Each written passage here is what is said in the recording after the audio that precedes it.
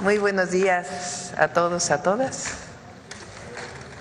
Hoy nos acompaña la secretaria de Semarnat, Alicia Bárcena, que tuvo una operación de la rodilla y por eso está en recuperación, pero está perfecta.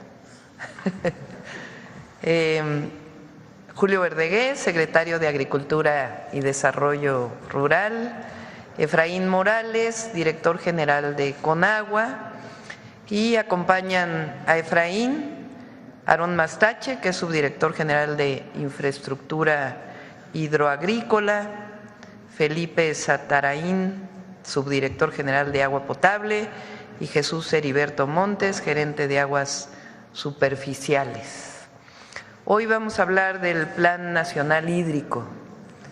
Voy a darle la palabra a la secretaria de Semarnat, a Julio Verdeguer, secretario de SADER, y después a Efraín Morales, que nos va a hacer la presentación del Plan Nacional Hídrico y después contestamos sus preguntas.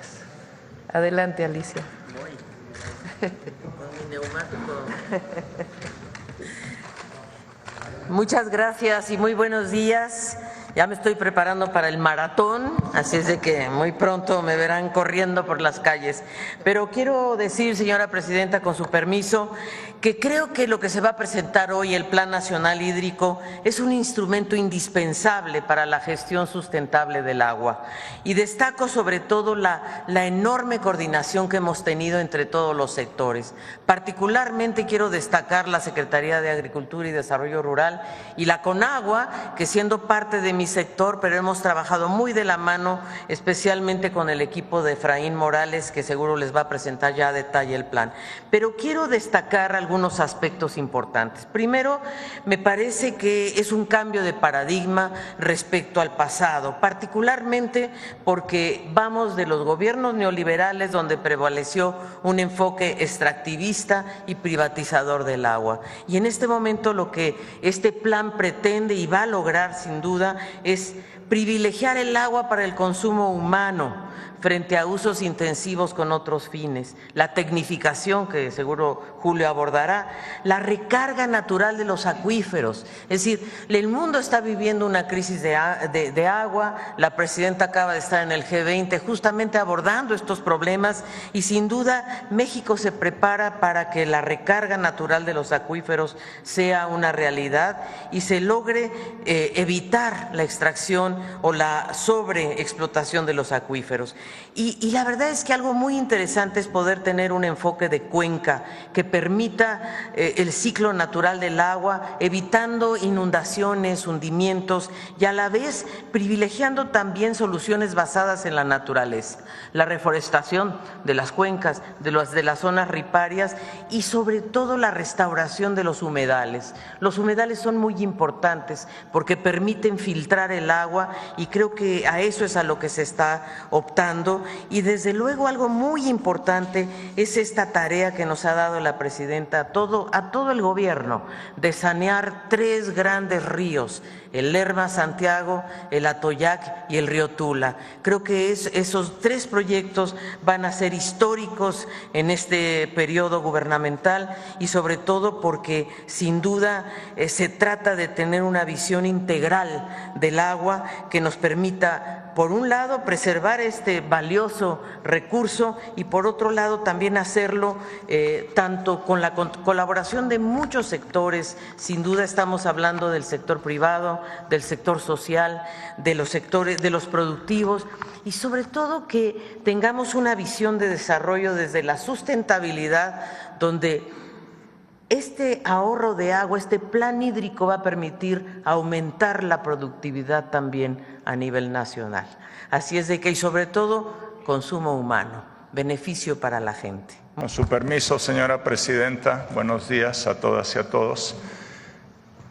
El director general Efraín Morales presentará el plan en mucho detalle y yo solo quiero, como prólogo, decir que si bien este plan está centrado en la recuperación del derecho humano al agua y el rescate de la soberanía nacional en materia de agua.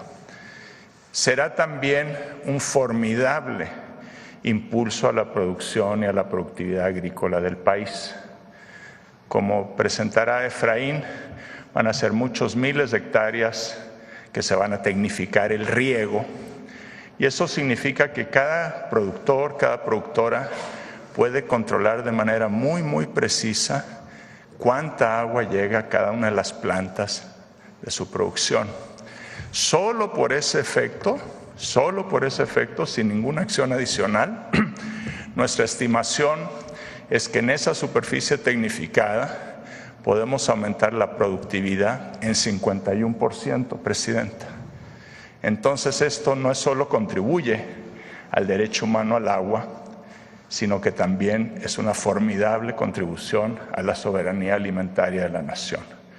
Esta inversión no se había visto en mucho tiempo y desde luego será complementada con otras acciones, con otros programas que la Presidenta ha dado curso como parte del segundo piso, como es Cosechando Soberanía, que en esa superficie significada implica además asistencia técnica, financiamiento, apoyo a la comercialización. No solo será una revolución en el uso del agua eficiente, rescate de millones de metros cúbicos, como explicará Efraín Morales, sino que también será una revolución en la producción agropecuaria de México en esas zonas. Gracias, Presidenta. Hoy vamos a hablar del Plan Nacional Hídrico, que tiene como objetivo principal garantizar el derecho humano al agua en cantidad y calidad suficiente, asegurar la sostenibilidad de nuestros recursos y fomentar un manejo adecuado y responsable del agua en todos sus usos. Siguiente lámina, por favor. Es importante partir de cómo se distribuye el agua en nuestro país. Como se aprecia en la gráfica, el 76% está destinado para el sector agrícola, el 9% para la industria y la generación de energía y el 15% se destina para el uso público urbano. Siguiente lámina, por favor. El Plan Nacional Hídrico se basa en 4 ejes: política hídrica y soberanía nacional, justicia y acceso al agua. Para que haya prosperidad compartida debe haber agua para todas y para todos. Mitigación del impacto ambiental y adaptación al cambio climático y una gestión integral y transparente de nuestros recursos. Siguiente lámina, por favor. Antes de entrar a las acciones del plan, quiero mencionar 2 antecedentes que son importantes. Por un lado, compartir con ustedes el origen y el problema del actual sistema de concesiones. Con la llegada, como se puede ver en la gráfica, durante 75 años, que comprenden de 1917 a 1992, se entregaron en el país alrededor de 2.600 títulos de concesión. Con la llegada de Salinas de Gortari al gobierno y esta visión neoliberal que consideró al agua una mercancía, tan solo en una década se entregaron más de 360,000 títulos de concesión. Y esta decisión dio todo un giro a la gestión del agua en nuestro país, porque los intereses económicos que se originaron también dieron paso a prácticas como el acaparamiento, la sobreexplotación, el sobreconcesionamiento y toda una serie de afectaciones que desafortunadamente seguimos viviendo. Por otro lado, en el 2018, con la llegada de la Cuarta Transformación, hubo un cambio de rumbo, hubo un cambio de mentalidad. Se implementaron acciones en favor del derecho humano al agua, sobre todo en favor de nuestras comunidades más desprotegidas y de los pueblos originarios. Siguiente lámina, por favor. Ahora bien, retomando nuestras acciones, vamos a iniciar por ordenar las concesiones. Estamos revisando el uso y el aprovechamiento de todos los títulos de concesión. Estamos identificando aquellos que no están siendo utilizados con la finalidad de que ese volumen se reincorpore a la disponibilidad nacional. Siguiente lámina, por favor. Vamos a crear el Registro Nacional de Agua para el Bienestar. Actualmente el Registro Público del Agua, el REBDA, se alimenta de información contenida en 4 sistemas, 4 plataformas distintas, y esto ha complicado la integración de la información. El nuevo Registro Nacional de Agua para el Bienestar va a concentrar toda la información en una base de datos única y también va a tener una sola ventanilla de entrada. Y esto nos va a permitir una gestión más eficiente, que exista total transparencia y sobre todo cero corrupción. Siguiente lámina, por favor. También vamos a implementar un programa de inspección en todo el país para ordenar el uso y aprovechamiento del agua, esto en coordinación con estados y municipios, así como con distintas dependencias del gobierno, pero nuestro principal colaborador va a ser el pueblo de México, por lo que hacemos un llamado para que se denuncie cualquier irregularidad en cuanto al uso del agua a través del correo denunciaciudadana@conagua.gov.mx. Siguiente lámina, por favor. Uno de los grandes problemas que se generó con el modelo neoliberal fue la creación de un mercado alterno en donde unos cuantos se aprovechan para hacer del agua un negocio. Por ejemplo, hay quien tiene un título de concesión agrícola, no lo utiliza y vende esa concesión a un desarrollo inmobiliario o a un complejo industrial, primero bajo un cambio de uso y luego bajo una supuesta transmisión. O hay quien tiene un título de concesión, tampoco lo utiliza y paga una cuota de garantía por mantener ese derecho de agua apartado, tener agua apartada, es decir, especula con el agua. Por eso vamos a promover reformas a la Ley de Aguas Nacionales en lo relativo a transmisiones, cambios de uso y cuotas de garantía, para terminar con cualquier tipo de especulación y cualquier tipo de mercado alterno. Y también vamos a promover la expedición de la nueva Ley General de Aguas. Vamos a defender el agua que le pertenece al pueblo. Siguiente lámina, por favor. Otro aspecto relevante es el trabajar, vamos a emitir un decreto de facilidades para regularizar las concesiones que se encuentran vencidas, siempre y cuando éstas cumplan con la ley y siempre y cuando exista la disponibilidad suficiente. Esto va a permitir que un poco más de 25,000 productores agrícolas y pecuarios, sobre todo medianos y pequeños, puedan acceder a créditos, puedan acceder a subsidios y también a programas. Actualmente no lo pueden hacer porque su documentación no se encuentra en regla. Siguiente lámina, por favor.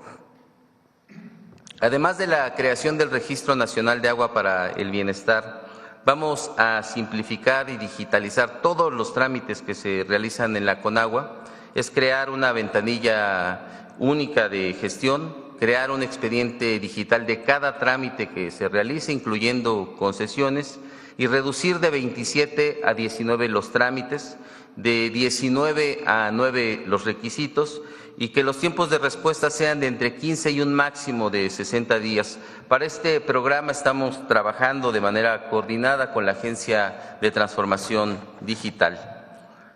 Siguiente lámina, por favor.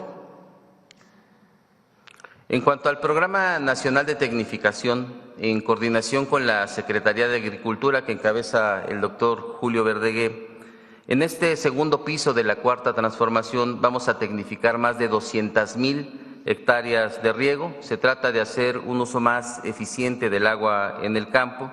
Esto va a beneficiar la economía de más de 225,000 familias productoras y también a todo el pueblo de México, porque vamos a producir más alimentos con menos agua. Debe recordarse que esta acción va a venir a complementar el trabajo realizado por el expresidente López Obrador, quien tan solo en un sexenio creó más de 100,000 hectáreas de riego. Parte del agua que recuperemos va a ser destinada para consumo humano y para la recarga de nuestros acuíferos. Siguiente lámina, por favor. Como parte de este plan, vamos a realizar obras de infraestructura en todo el país. Estamos trabajando ya con estados y municipios en la elaboración de un plan maestro. Hemos revisado el estado que guarda la infraestructura y también la necesidad que se tiene para desarrollar nuevos proyectos.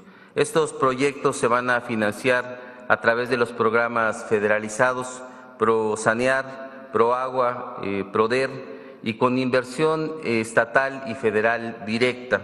Se tiene contemplado también que parte del Fondo de Infraestructura Social que reciben los municipios durante 2025 se destine para temas de agua. Solo quisiera resaltar en este punto que es un programa sin precedentes, nunca se han mezclado los recursos, nunca se ha establecido un plan maestro y esto nos va a permitir tener una gestión que no solamente resuelva las problemáticas de manera inmediata, sino que tengamos un plan para los siguientes 30 años en el cual podamos estar invirtiendo y este modelo nos va a permitir potenciar capacidades. Adelante, por favor. También impulsaremos proyectos estratégicos para incrementar la dotación de agua potable en las zonas de mayor estrés hídrico y también vamos a realizar algunas obras de protección para la población. En principio, estos proyectos contemplan la presa del Novillo en La Paz, la desaladora de Rosarito en Baja California, un sistema de 3 presas para Hermosillo, la presa del Tunal 2 en Durango, la presa de Milpillas en Zacatecas, un acueducto de 2 en Ciudad Victoria, en Tamaulipas, una presa Las Escobas para la ciudad de San Luis Potosí, redes troncales para complementar el proyecto de agua saludable, el acueducto Solís León para Guanajuato, el acueducto Zacualpan 2 en Colima, el acueducto La Cangrejera Coatzacoalcos en Veracruz, la presa de Paso Ancho en Oaxaca, el acuaférico de Campeche, obras de protección contra inundaciones para el estado de Tabasco, un plan integral para Acapulco y un gran plan integral para abastecer de agua a la zona metropolitana del Valle de México. Siguiente lámina, por favor. Por instrucciones de la presidenta, la doctora Claudia Sheinbaum, uno de los objetivos centrales de este plan es restaurar y sanear nuestros ríos. Vamos a dar prioridad a los 3 ríos más contaminados del país, el río Lerma-Santiago, el río Atoyac, que comprende los estados de Puebla y de Tlaxcala, y también el río Tula. Para la planeación y ejecución de este programa estamos trabajando de manera muy estrecha, de manera muy coordinada con la Secretaría de Medio Ambiente, con la doctora Alicia Bárcena, y también con gobiernos locales. Entre las acciones que vamos a realizar, las que se van a llevar a cabo, se encuentra eliminar descargas contaminantes, reforestar, rehabilitar y construir plantas de tratamiento y colectores. Y un tema muy relevante es buscar soluciones basadas en la naturaleza, como la construcción de humedales. Esto, entre otras muchas acciones que se van a realizar. Siguiente punto, por favor. También un punto central, un punto de gran importancia para este plan, es la firma de este gran acuerdo nacional por el derecho humano al agua y la sustentabilidad. Es una iniciativa en la que participan distritos y unidades de riego, los principales consumidores industriales, instituciones académicas y de investigación, comunidades usuarias del agua y, por supuesto, el gobierno en sus distintos niveles. ¿En qué consiste este acuerdo? Hemos conversado con los principales distritos de riego y unidades de riego, quienes a partir del programa de tecnificación van a realizar una devolución progresiva del volumen que tienen concesionado. También hemos platicado con los principales consumidores del sector industrial para que de manera voluntaria devuelvan parte del volumen que tienen concesionado y que actualmente no utilizan, esto sin comprometer la producción o los planes de crecimiento. Hasta el momento, en su conjunto, se han hecho compromisos para la devolución de más de 2.500 millones de metros cúbicos, que, para ponerlo en contexto, equivalen a abastecer a la Ciudad de México durante 2 años y medio completos. El acuerdo también contempla que las empresas firmantes inviertan en eficientar sus procesos de producción para ahorrar agua y que incluso se invierta en algunas obras de carácter comunitario que va a beneficiar a distintas regiones del país. Hasta el momento se tienen compromisos por una inversión superior a los 16,400 millones de pesos de inversión privada. Y como parte de este acuerdo también se va a implementar una campaña de concientización, ahorro, uso y cuidado del agua. Este acuerdo se va a firmar el próximo 25 de noviembre.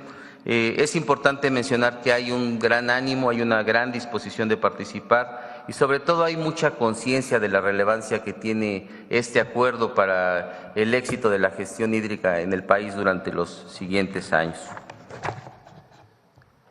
Por último, dos anotaciones. El Gobierno de México va a invertir durante 2025 20,000 millones de pesos aproximadamente por lo que tiene que ver a proyectos de agua. Y no quisiera terminar sin decirles a ustedes que en efecto el panorama en el país y en el mundo en cuanto a agua es un panorama complejo, sobre todo por la situación de estrés hídrico y por las complicaciones que trae el cambio climático. Sin embargo, del acuerdo, de la voluntad, de una distribución equitativa y sobre todo de una gestión adecuada de nuestros recursos, va a ser posible que el agua en el futuro no sea un tema de disputa, sino sea un tema de vida y un tema de prosperidad para nuestro país. Y recordar a todas y a todos que el agua es bienestar. Gracias por su atención. Que va a cerrar con Mujeres en la Historia. Nada más para cerrar. El agua deja de verse como una mercancía y se reconoce como un derecho. Esa es una de las esencias del Plan Nacional Hídrico. Se deja atrás la visión neoliberal. Ya había iniciado con el presidente López Obrador, pero le vamos a dar un impulso mayor a recuperar el agua como un bien de la nación y como un derecho humano. ¿Qué tiene de esencia? Uno, ordenar las concesiones. Hay usuarios que tienen una concesión de agua, pero no la usan. En algunos casos hasta la venden. Entonces, ¿quién se beneficia de esa concesión? El particular. Entonces, lo que queremos es que esa agua que no se usa se le regrese a la nación para que se pueda disponer de ella, porque hasta los municipios tienen la concesión de agua. El agua le pertenece a la nación. Entonces, ordenar las concesiones. Y ahí afortunadamente hemos tenido mucho diálogo a partir de Conagua, con industriales, con distritos de riego, y están dispuestos incluso de manera voluntaria a regresar esa concesión de agua que tienen, que no la están utilizando. Entonces, ordenar las concesiones.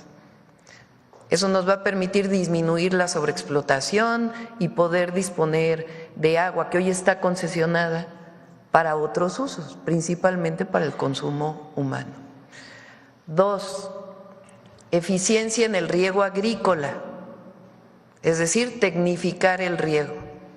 Tenemos identificados distritos de riego, se está hablando con ellos, se va a financiar una parte, otra parte será financiada por los estados y otra parte directamente por los usuarios.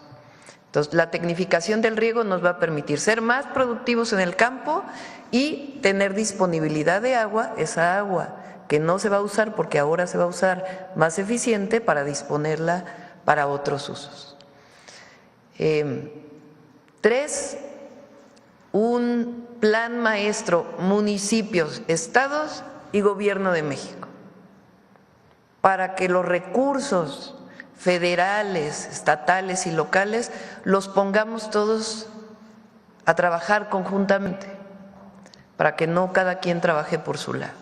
Entonces, un plan maestro, municipios, estados y Federación para infraestructura de agua potable. 4 proyectos estratégicos de agua que están definidos para poder, a partir de todo esto, hacer inversiones que permitan destinar agua ahí en donde en este momento hay mayor necesidad de uso humano, de derecho al agua. Y 5, saneamiento, la parte ambiental. Vamos a restaurar varios cuerpos de agua y en particular 3 ríos. Todo esto es parte de un plan nacional integral en donde una de las primeras acciones es esta firma que se hace el lunes, que se ha venido trabajando ya por meses, en donde hay incluso industriales que van a decir yo regreso esta agua que tenía concesionada porque en este momento no la estoy utilizando, e incluso compromisos de inversión privada para cumplir con las normas, para reciclar agua, para utilizar en la industria agua tratada. Entonces, todo esto es parte de este plan, estamos contentos, entusiasmados, y hay recursos que le va a destinar la Federación para todos aquellos que dicen que no va a haber recursos. Hay recursos a partir del 2025 y en adelante para poder cumplir este plan ambicioso, histórico, Plan Nacional Hídrico para México. Señalar que en el caso de las presas, este sistema de presas consiste en tener sobre el río Sonora construir 3 presas, 3 pequeñas presas que ayuden a retener agua para poder abastecer a la ciudad de Hermosillo.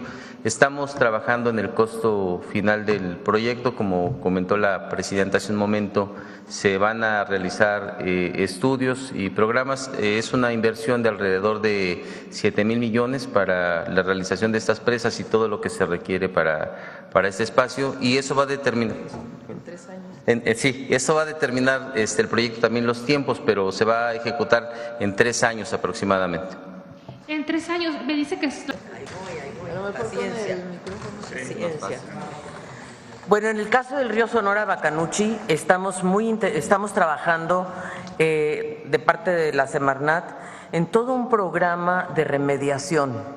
De hecho, ya nos reunimos con los empresarios y acordamos hacer un plan conjunto de remediación del río Sonora Bacanuchi y también de establecer y de cumplir los compromisos que se hicieron para la población en materia de salud.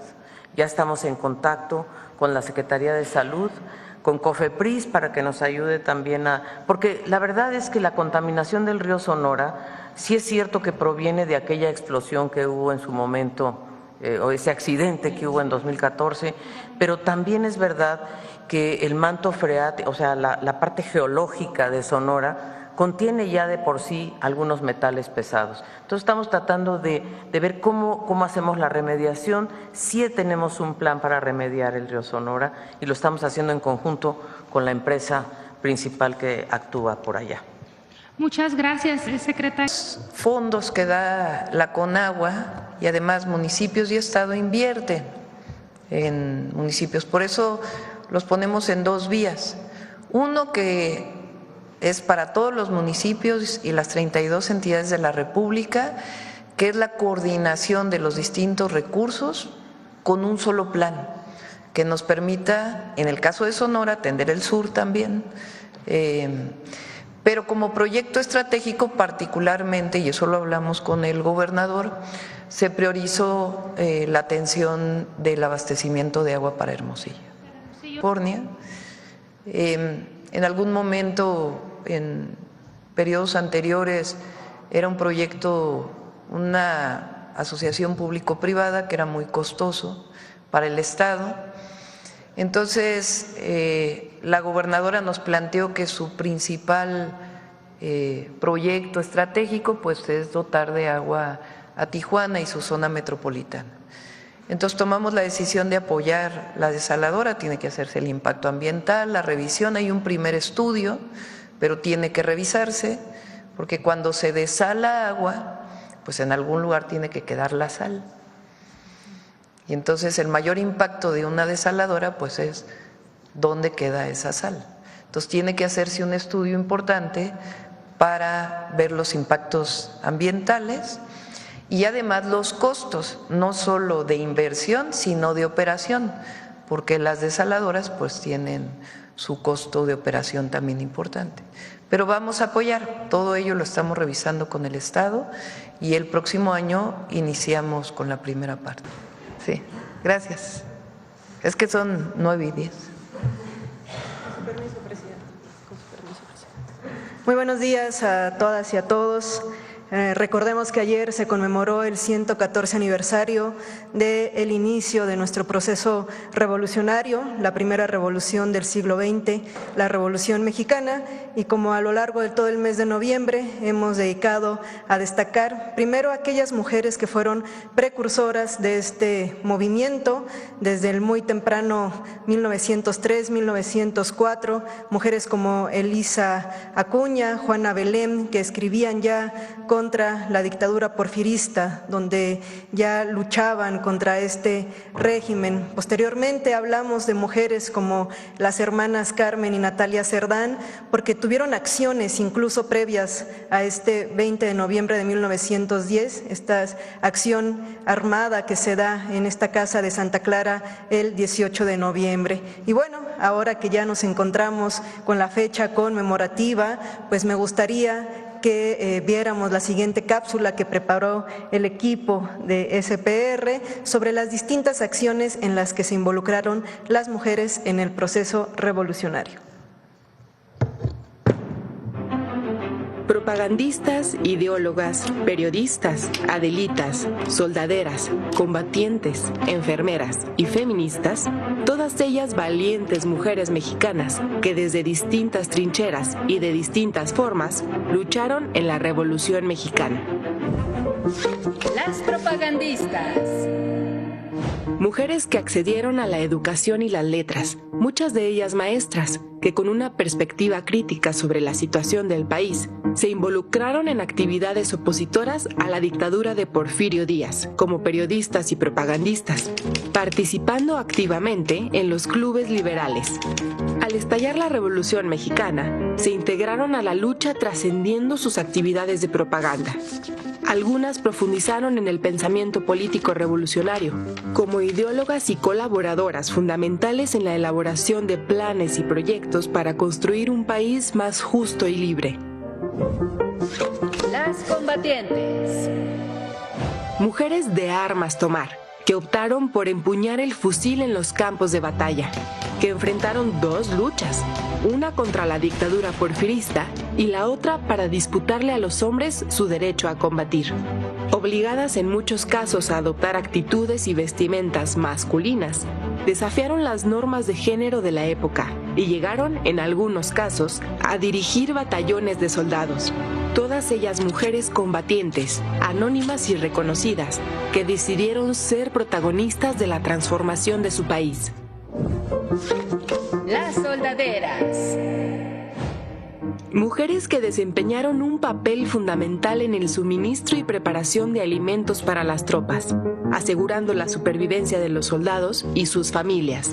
Improvisaban cocinas en campamentos al aire libre, en casas abandonadas, haciendas, milpas, junto a las vías y en los techos de los trenes. Su jornada comenzaba al amanecer, con la nixtamalización del maíz, y continuaba sin descanso, recorriendo largas distancias para conseguir leña y alimentos en los pueblos, campos o cerros. Ellas cargaban a pie o a lomo de mula los comales, molcajetes, cuchillos e ingredientes esenciales. Además de alimentar a las tropas, también cuidaban de sus hijos y familiares. Las enfermeras. Mujeres con estudios en enfermería, pero también mujeres que se formaron en el campo de batalla y que decidieron arriesgar sus vidas para intentar salvar otras, uniéndose a las diferentes brigadas sanitarias o fundando sus propias organizaciones de atención humanitaria. Lo mismo participaron en organizaciones de asistencia como la Cruz Blanca Neutral, la Cruz Blanca Constitucionalista y la Cruz Blanca Nacional, que en los contingentes de enfermeras que formaron las distintas facciones revolucionarias. La labor de todas ellas durante la Revolución Mexicana fue la base sobre la que después se construyó el servicio de sanidad a nivel nacional. Las Adelitas. Mujeres que jugaron muchos roles a la vez. Fueron enfermeras, soldaderas y combatientes. Tomaron las armas cuando fue necesario. Alimentaron a los soldados y familias. Curaron y atendieron a los heridos. Fueron sostén fundamental de la Revolución Mexicana. Las feministas. Mujeres activistas e intelectuales que, además de defender los ideales revolucionarios de justicia y libertad, se comprometieron de forma paralela con la lucha por los derechos de las mujeres. Colaboraron y editaron publicaciones en cuyas páginas defendieron los derechos políticos, educativos y sexuales de las mujeres. Crearon organizaciones y llevaron a cabo una activa participación en los congresos feministas de 1916 en Yucatán. Ellas impulsaron el movimiento sufragista en México, demandando que la Constitución que emanaba de la Revolución otorgara el derecho a las mujeres a votar y ser votadas. Más de 400 mujeres fueron reconocidas oficialmente a lo largo del siglo XX por su participación en la Revolución Mexicana, pero no fueron las únicas. Miles de mujeres anónimas fueron partícipes de una lucha por la conquista de justicia y libertad. Así es, me gustaría mucho destacar, por ejemplo, en el caso de las propagandistas, a las maestras Guadalupe y Rosa Narváez de Puebla, que utilizaban los espacios escolares para el trabajo antirreeleccionista. Paulina Maraver, también una profesora de Puebla, que fue correo para Emiliano Zapata de todo lo que acontecía en el estado de Veracruz, y era a través de Puebla que llegaba la información hacia Morelos. Las enfermeras también, sin duda, un papel fundamental, porque en ese momento la Cruz Roja solamente atendía a los heridos por parte del ejército porfirista, y una enfermera muy importante en la frontera va a ser Elena Arismendi, que va a crear la Cruz Blanca Neutral. El lema era por la humanidad, así es que estas mujeres no se fijaban de a qué bando pertenecían, la finalidad era dar la atención humanitaria. Y bueno, sin duda también las soldaderas, aquellas que estuvieron en los campos de batalla, y ya vimos, la historiadora Gabriela Cano ha denominado esto travestismo estratégico, que quiere decir que tenían que adoptar muchas veces esta identidad masculina, primero para salvaguardar muchas veces la vida, haciéndose pasar por hombres, y también para que pudieran acceder a mandos o grados militares. El ejército de Emiliano Zapata es el que reconoce a más mujeres otorgándoles el grado de coronela, y una de ellas va a ser Rosa Bobadilla, que en lo particular es una mujer que admiro mucho. Ella fue coronela. Genovevo de la O le reconoce 168 acciones de guerra, fue parte del ejército zapatista en la zona del Estado de México, y bueno, llegó a comandar hasta más de 1,500 hombres. Cuando a ella le preguntan a las entrevistas que se hacen al equipo que estaba cercano a ella, el por qué se había incorporado, si ella era una mediana propietaria, la contestación que ella daba era que efectivamente otras mujeres no tenían tierra. Entonces, por eso ella se incorporaba. Y bueno, también para finalizar, creo que es un tema muy importante el que enunciemos que en 1916 se dan los primeros congresos feministas. A la par que se estaba dando esta revolución social en todo nuestro país, las mujeres estaban encabezando también su propia revolución. Muchas veces creemos que la lucha feminista en nuestro país es algo reciente, y no es así. 1916, en Yucatán, en Mérida, gran parte de las mujeres en ese momento pues estaban ya organizando, teniendo una agenda las problemáticas de las mujeres de la época. Así es que también es muy importante enunciar que dentro de esta revolución ellas estaban encabezando la propia. Y bueno, finalmente yo creo que la mejor o una de las grandes herencias que nos deja la Revolución Mexicana en nuestro país es sin duda la consagración del artículo 3 constitucional,